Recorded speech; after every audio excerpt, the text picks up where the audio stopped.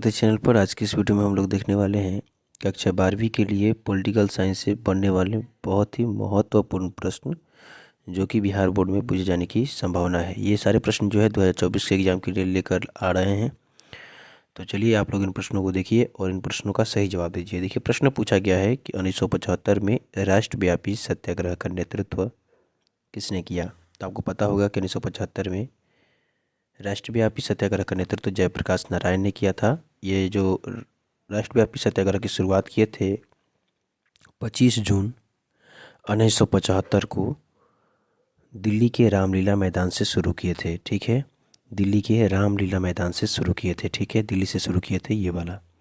उसके बाद पूछा जाएगा कि बताइए मतलब कि संपूर्ण क्रांति की शुरुआत जयप्रकाश नारायण ने कब किया था। तो याद रखिएगा 5 जून। ठीक है फ्रेंड्स, 5 जून 1974 को पटना के गांधी मैदान से शुरू किए थे संपूर्ण क्रांति।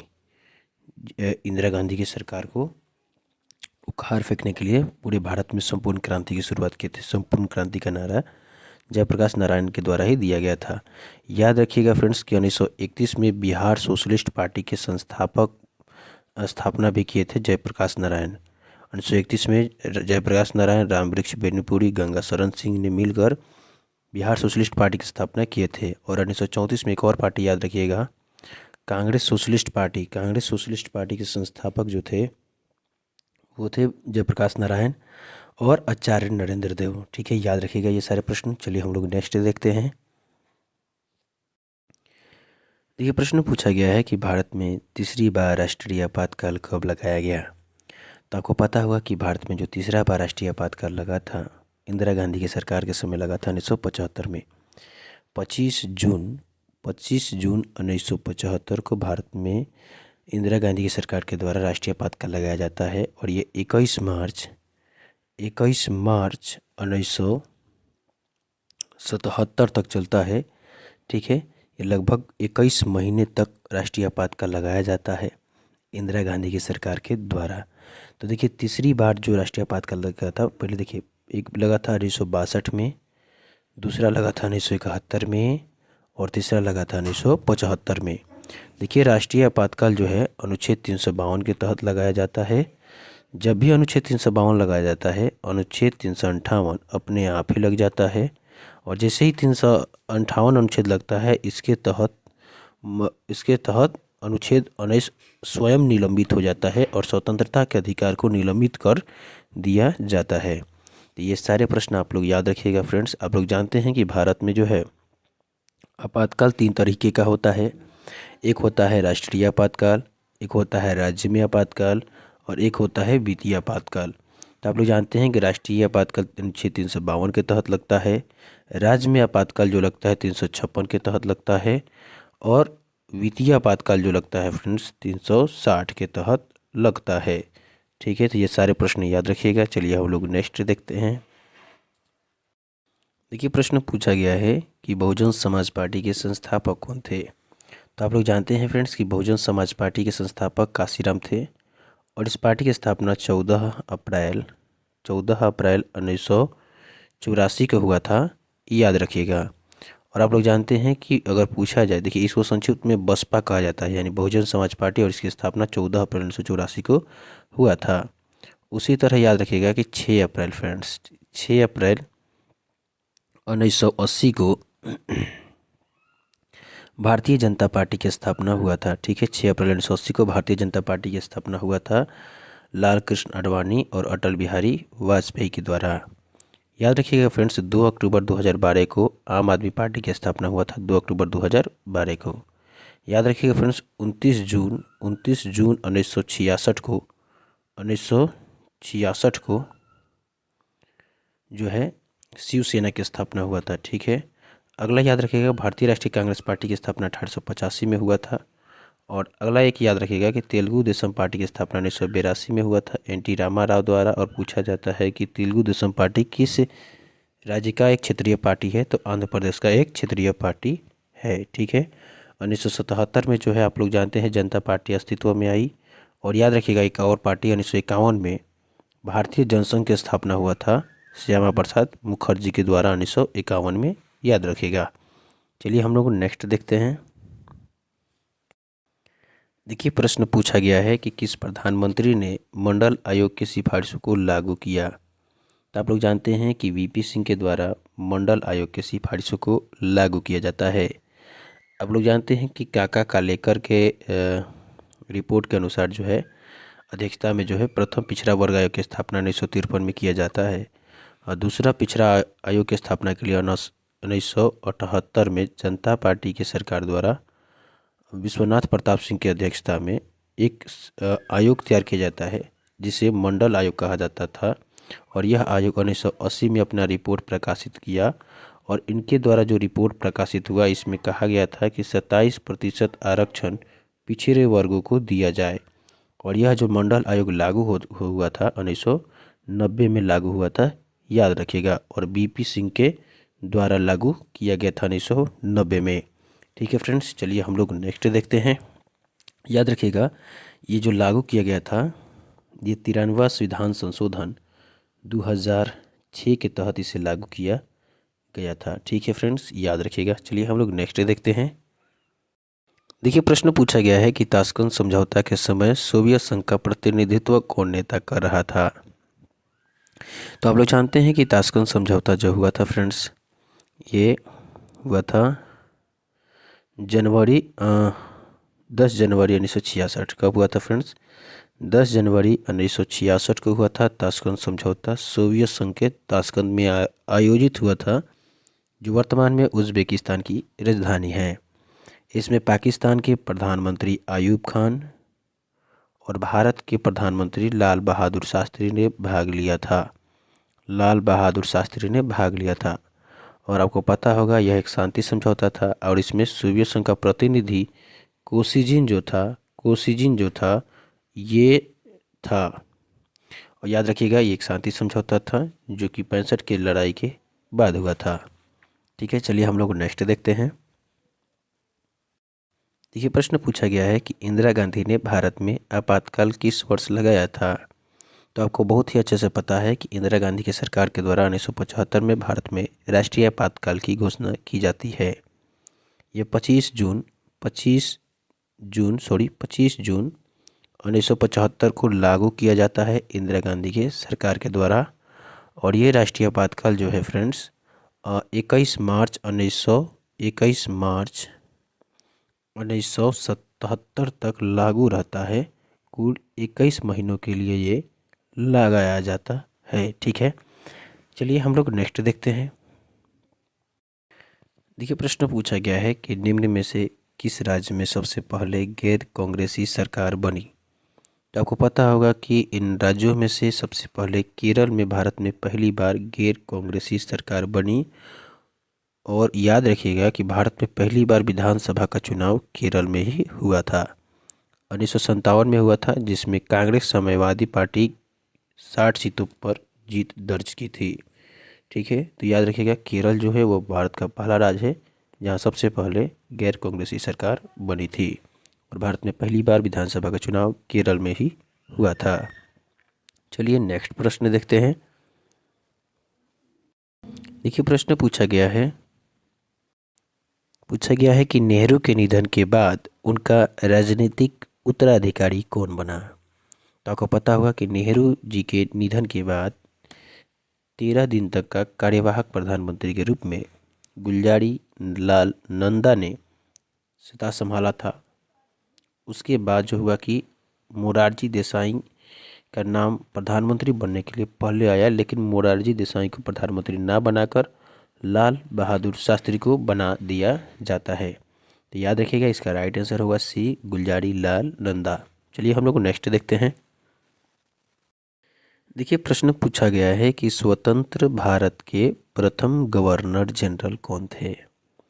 तो आपको अच्छे से पता है कि स्वतंत्र भारत के प्रथम गवर्नर जनरल लॉर्ड माउंटबेटन थे। देखिए अगर पूछा जाए फ्रेंड्स कि बंगाल के प्रथम गवर्नर जनरल कौन थे तो आप बताइएगा रॉबर्ट क्लाइव। क्या बताइएगा फ्रेंड्स? रॉबर्ट क्लाइव बंगाल के प्रथम गवर्नर थे। उसके बाद पूछा जाए कि बंगाल का प्रथम गवर्नर जनरल पूछा जाए, क्या पूछा जाए फ्रेंड्स? गवर्नर जनरल पूछा जाए, गवर्नर जनरल पूछा जाए तो आप बताइएगा वारेन हेस्टिंग्स। क्या बताइएगा? वारेन हेस्टिंग्स, यानी प्रथम गवर्नर जनरल पूछा जाए तो उसके बाद पूछा जाए कि भारत के प्रथम गवर्नर जनरल, यानी अब भारत के पूछा जाए प्रथम गवर्नर जनरल, भारत के प्रथम गवर्नर जनरल पूछा जाए तो आप क्या बताइएगा? Lord William Bentinck. उसी तरह फ्रेंड्स पूछा जाए कि भारत के प्रथम वायसराय पूछा जाए तो लॉर्ड कैनिंग। उसी तरह पूछा जाए फ्रेंड्स कि भारत के स्वतंत्र भारत के प्रथम गवर्नर जनरल पूछा जाए तो लॉर्ड माउंट बेटन। और उसी तरह पूछा जाए कि स्वतंत्र भारत के प्रथम और अंतिम भारतीय गवर्नर जनरल सी राजगोपालचारी, याद रखिएगा चक्रवर्ती राजगोपालचारी। चलिए फ्रेंड्स हम लोग नेक्स्ट प्रश्न देखते हैं। देखिए प्रश्न पूछा गया है कि स्वतंत्र भारत में प्रथम आम चुनाव कब हुआ था? तो आप लोग अच्छे से जानते हैं कि स्वतंत्र भारत में प्रथम आम चुनाव 1952 में हुआ था और राज्यसभा का गठन और लोकसभा का भी गठन 1952 में ही हुआ था। और याद रखिएगा फ्रेंड्स कि द्वितीय आम चुनाव भी पूछा जाता है तो 5 सालों के बाद 1957 में हुआ था। ठीक है, चलिए हम लोग नेक्स्ट देखते हैं। ये प्रश्न पूछा गया है कि जनता पार्टी की स्थापना कब हुई? तो देखिए याद रखिएगा कि जनता पार्टी की स्थापना 1977 में हुई और जनता पार्टी जो है बहुत सारे क्षेत्रीय और मुख्य पार्टियों को मिलाकर बनाया गया एक पार्टी था, जिसमें जगजीवन राम भी अपना एक पार्टी, जगजीवन जिन्हें बापू जी कहा जाता है, जगजीवन राम के द्वारा भी एक अपना पार्टी को इसमें मिलाया गया था। इस पार्टी का नाम था कांग्रेस फॉर डेमोक्रेसी पार्टी। और आप लोग जानते हैं कि भारत में प्रथम बार गैर कांग्रेसी सरकार जनता पार्टी के द्वारा ही स्थापित हुई थी और प्रथम गैर कांग्रेसी प्रधानमंत्री जो बने थे मोरारजी देसाई ही बने थे। जनता पार्टी जब सरकार में आई तो जगजीवन राम उस समय भारत के उप प्रधानमंत्री बने। ठीक है, चलिए फ्रेंड्स हम लोग नेक्स्ट प्रश्न देखते हैं। देखिए प्रश्न पूछा गया है कि जय जवान जय किसान का नारा किसने दिया था? तो आपको अच्छे से पता होगा कि लाल बहादुर शास्त्री के द्वारा जय जवान और जय किसान का नारा दिया गया था। यह नारा तब दिया गया जब भारत पाकिस्तान युद्ध हुआ था, जिसमें जवानों की बहुत अधिक भूमिका थी और भारत में उसी समय खाद्यान्नों की कमी हो गई थी, तो हरित क्रांति की शुरुआत किया गया था। तो जय किसान का नारा लाल बहादुर शास्त्री के द्वारा दिया गया था, जय जवान और जय किसान का नारा। ठीक है फ्रेंड्स, चलिए हम लोग नेक्स्ट देखते हैं। देखिए प्रश्न पूछा गया है कि निम्नलिखित में से कौन नहीं है, मतलब भारतीय संघीय व्यवस्था की विशेषता इसमें से कौन नहीं है? आप लोग जानते हैं कि भारत में जो है दोहरी नागरिकता नहीं है, भारत में एकल नागरिकता की व्यवस्था किया गया है, वो है भारतीय नागरिकता। दोहरी नागरिकता की व्यवस्था भारत में नहीं किया गया है। याद रखिएगा फ्रेंड्स, संघीय शासन व्यवस्था की विशेषता दोहरी नागरिकता नहीं है। उसके बाद स्वतंत्र न्यायिक व्यवस्था आप लोग जानते हैं, शक्तियों का विभाजन जानते हैं, ये सब संघीय शासन व्यवस्था का विशेषता है। स्वतंत्र न्यायिक व्यवस्था, शक्तियों का विभाजन और संविधान की सर्वोच्चता। भारत में भी संघीय व्यवस्था है, कनाडा में भी है, अमेरिका में भी है, मैक्सिको में भी है, अर्जेंटीना में भी है, ब्राज़ील में भी है। उसके बाद में याद रखिएगा फ्रेंड्स, स्विट्ज़रलैंड में भी है, जर्मनी में भी है और फ्रांस में भी है संघीय शासन की व्यवस्था। संघीय शासन वाले राष्ट्र हैं ये सारे। ठीक है, देखिए दोहरी नागरिकता जो है इंग्लैंड याद रखिएगा और अमेरिका याद रखिएगा और ऑस्ट्रेलिया याद रखिएगा, यहाँ पर दोहरी नागरिकता की व्यवस्था किया गया है। ठीक है, संघीय शासन व्यवस्था के बावजूद भी। ठीक है, चलिए नेक्स्ट देखते हैं। देखिए प्रश्न पूछा गया है कि भारत में नई आर्थिक नीति की शुरुआत कब हुई? तो आप लोग जानते हैं कि भारत में नई आर्थिक नीति की शुरुआत 1991 में हुई थी। भारत में उद्योगों के विकास के लिए पहली बार जो औद्योगिक नीति बनी थी 1948 में बनी थी, दूसरा 1956 में बनी थी और तीसरा 1991 में बनी थी।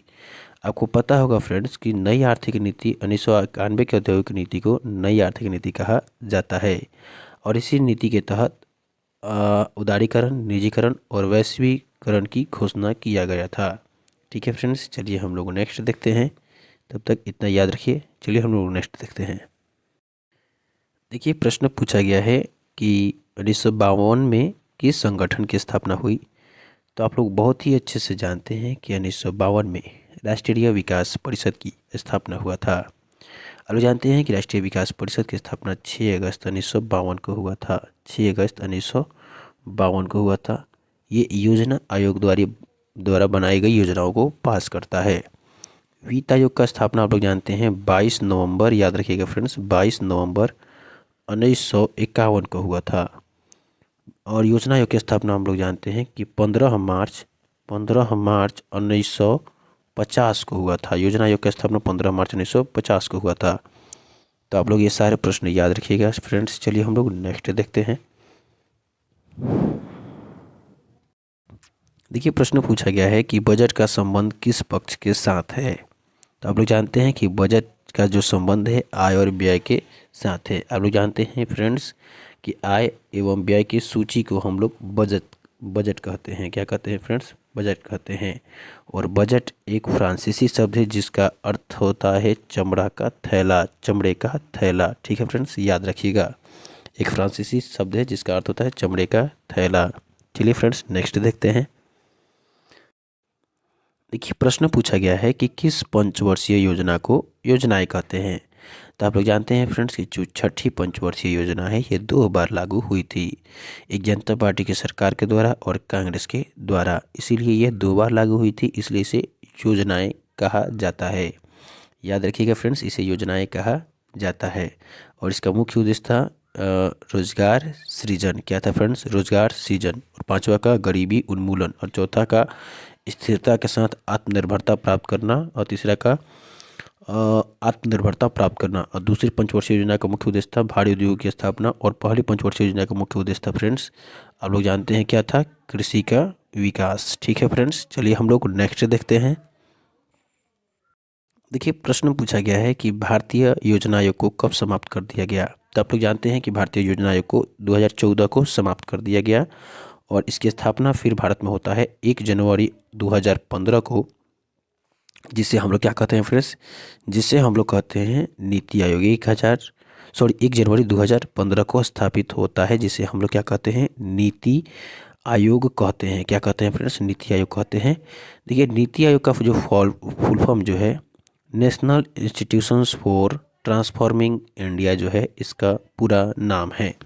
आप लोग जानते हैं कि योजना आयोग के अध्यक्ष कौन होते हैं? प्रधानमंत्री होते हैं। और उनके द्वारा योजना जो बनती है उन्हें राष्ट्रीय विकास परिषद पास करती है। ठीक है, इसकी स्थापना पहले योजना आयोग की स्थापना पूछा जाए तो 15 मार्च 1950 को हुआ था। चलिए फ्रेंड्स हम लोग नेक्स्ट प्रश्न देखते हैं। देखिए प्रश्न पूछा गया है कि राज्य विधानमंडल में विधान परिषद को जाना जाता है। तो आप लोग जानते हैं फ्रेंड्स कि राज्य विधानमंडल में विधान परिषद को उच्च सदन के नाम से जाना जाता है। और वहीं विधानसभा को निम्न सदन के नाम से जाना जाता है। याद रखिएगा एकदम संसद के भांति ही ये काम करता है। देखिए जैसे संसद में जो होता है फ्रेंड्स, संसद में जो होता है लोकसभा और राज्यसभा होता है, उसी तरह यहाँ पर क्या होता है? विधान परिषद और विधानमंडल होता है। लेकिन याद रखिएगा कि भारत के मात्र 6 ही राज्य में विधान परिषद की व्यवस्था किया गया है। 6 ही राज्य में विधान परिषद की व्यवस्था किया गया है। वो 6 राज्य कौन सा है? तो उसके लिए एक ट्रिक याद रखिएगा, कम बात। याद रखिएगा क्या फ्रेंड्स? कम बात एक ट्रिक है जिससे आप लोग याद रख सकते हैं कि किन किन राज्यों में विधान परिषद की व्यवस्था किया गया है। जैसे बिहार में है, देखिए के से कर्नाटक, यू से उत्तर प्रदेश, एम से महाराष्ट्र, और बी से बिहार, और ए से आंध्र प्रदेश, और टी से तेलंगाना। इन्हीं राज्यों में विधान परिषद की व्यवस्था किया गया है। ये सेम संसद के भांति ही राज्यों में भी काम करता है। आप लोग जानते हैं कि अनुच्छेद 168 के तहत विधानमंडल की व्यवस्था किया गया है। अनुच्छेद 169 के तहत विधान परिषद की व्यवस्था किया गया है। और अनुच्छेद 170 के तहत विधानसभा की व्यवस्था किया गया है। उसी तरह अनुच्छेद 79 के तहत संसद का व्यवस्था किया गया है। अनुच्छेद 80 के तहत राज्यसभा का व्यवस्था किया गया है। अनुच्छेद 81 के तहत लोकसभा का वर्णन किया गया है। आप लोग जानते हैं विधान परिषद को उच्च सदन कहते हैं और विधान सभा को निम्न सदन कहते हैं। उसी तरह लोकसभा को निम्न सदन कहते हैं और राज्यसभा को उच्च सदन कहते हैं। ठीक है फ्रेंड्स, याद रखिएगा। चलिए हम लोग नेक्स्ट देखते हैं। देखिए प्रश्न पूछा गया है कि उच्च न्यायालय के न्यायाधीशों की सेवानिवृत्ति को आयु क्या है। तो आप लोग जानते हैं हाई कोर्ट के जो जज होते हैं उनके रिटायरमेंट की जो आयु होती है 62 वर्ष होती है। लेकिन याद रखिएगा फ्रेंड्स, सुप्रीम कोर्ट पूछा जाए, उच्चतम न्यायालय पूछा जाए तो क्या होगा? 65 वर्ष। ठीक है, देखिए अभी इनके लिए एक संविधान संशोधन भी किया गया है। 114वां संविधान संशोधन जो है वो उच्च न्यायालय के न्यायाधीशों की सेवानिवृत्ति की जो आयु जो है 62 वर्ष से बढ़ाकर 65 वर्ष करने की घोषणा किया गया है। ठीक है फ्रेंड्स, याद रखिएगा। लेकिन वर्तमान में इसका राइट आंसर क्या होगा फ्रेंड्स? सी होगा 62 वर्ष। उच्च न्यायालयों के न्यायाधीश की सेवानिवृत्ति की आयु 62 वर्ष। ठीक है फ्रेंड्स, तो आज के लिए इतना ही। देखिए जितना प्रश्न हम डाल रहे हैं ये 20 प्रश्न है। इसके फिर बाद हम 20 प्रश्न लाएंगे, जो कि हम लोग टोटल जो है इससे लगभग 400 प्रश्न करने वाले हैं। तो याद रखिएगा फ्रेंड्स, इस 400 प्रश्नों के बाद आपको किसी प्रकार की कोई दिक्कत नहीं होगा किसी भी एग्ज़ाम में। ठीक है, तो आज के लिए इतना ही। मिलते हैं नेक्स्ट वीडियो में, तब तक के लिए जय हिंद।